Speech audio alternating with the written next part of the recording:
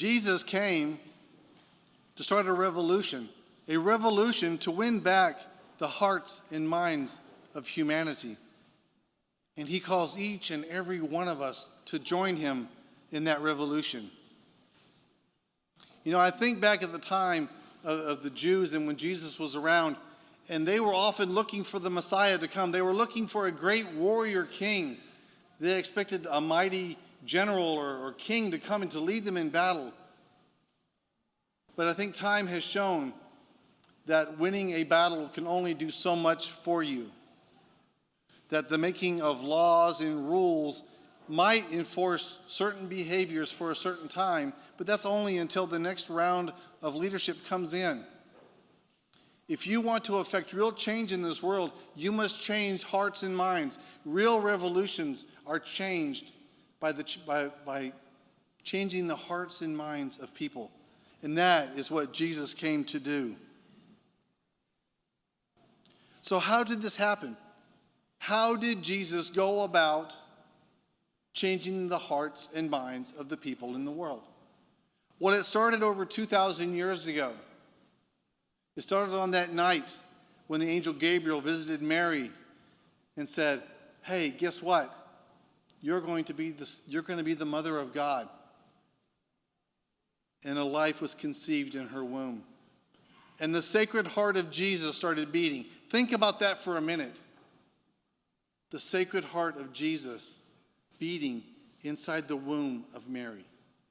Already changing hearts. Changing the hearts of Mary, changing the hearts of Joseph and the people around him, the people that knew Mary, the people that knew the Holy Family.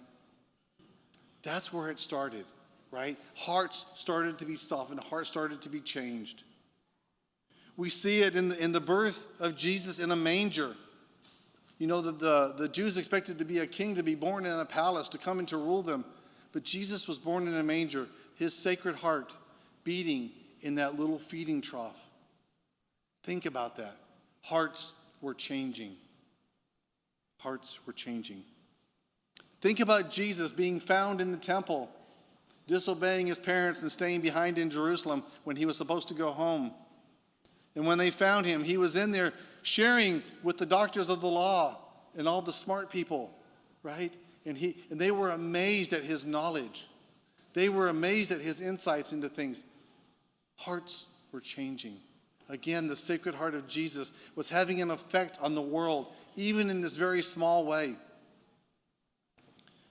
You know, then it came time for Jesus to start his public ministry. And he was baptized by John. And he started calling his disciples. And you know that the hearts of those disciples were changed when he started sharing his Sacred Heart with them. How can you not be changed? How can a person not be changed when they encounter the Sacred Heart of Jesus? When they hear a teaching that is so radical that it changes everything they think about the world.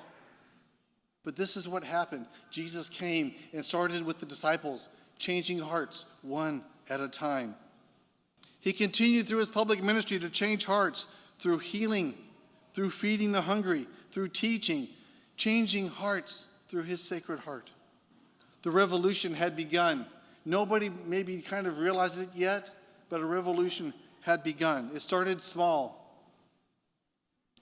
And I think of the Sacred Heart of Jesus beating in the Garden of Gethsemane. We just read this, right?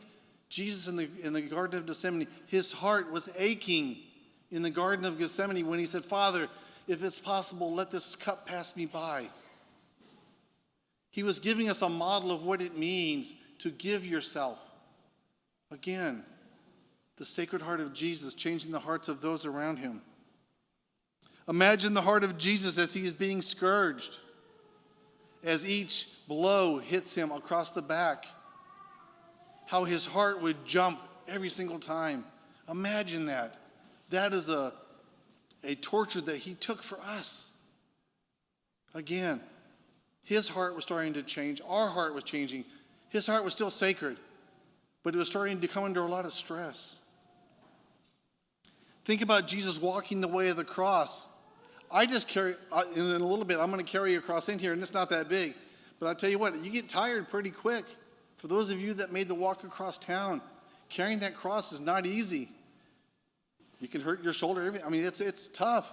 And yet Jesus is carrying his cross by himself, struggling with each step, his heart beating strong and fast as he gasps for each breath and trying to make the next step.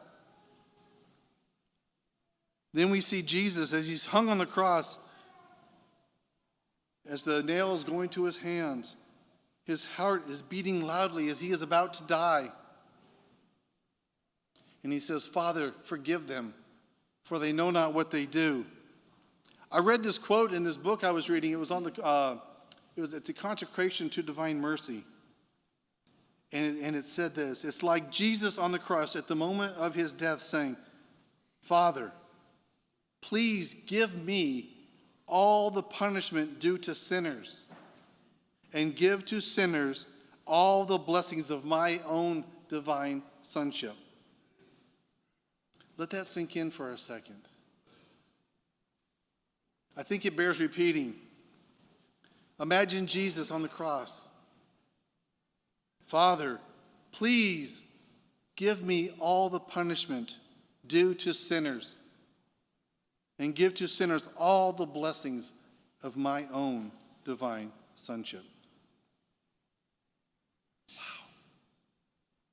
As the Sacred Heart of Jesus takes its very last beat, and Jesus dies. But we know that that's not the end, right? Because Jesus will be resurrected. We won't talk about that today because that's for like tomorrow, right? But yet we know that something good is coming out of this. His Sacred Heart lives forever, forever changing hearts. And you know, before Jesus left this world, before Jesus got done with his ministry here on earth, he sent his disciples on mission.